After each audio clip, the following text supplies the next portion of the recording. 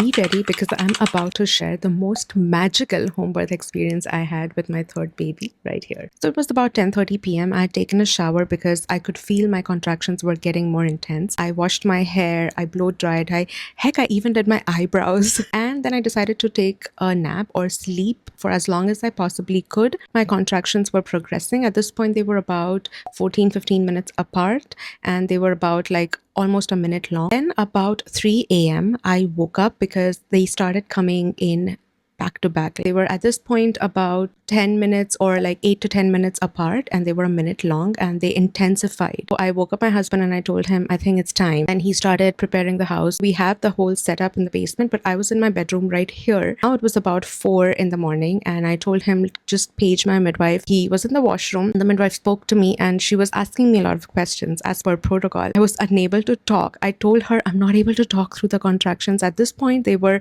like almost 5 minutes apart and lasting more than a minute long. So I knew I'm in active labor. She was still asking me questions and I'm like, please just leave, get here. Meanwhile, my mother-in-law was there trying to comfort me and massage my back. I got into the shower. I turned on the hot shower. I was leaning on the wall with my back facing towards the shower. That kind of gave me a little bit of comfort. I was in there for about 15 to 20 minutes. I locked the door and my husband was kind of freaking out because he knew I was in there alone and I was moaning like crazy. He said, just open the door and then you can stay in there, because he needed to be there. He didn't want me to be there all by myself, unassisted. And I said, wait, I'm coming. And I was on my fours in the bathtub. At that point, I could see tiny droplets of blood falling.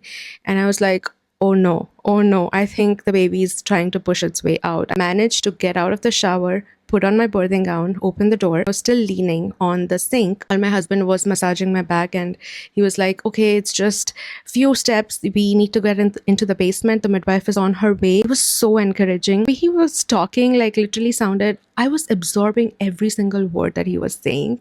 And I was like, okay, one step at a time. So I took a couple of steps. I would pause with every contraction and I would just practice my breathing. Everything that I had prepared for, I was actually utilizing it. And I was not trying to actively push.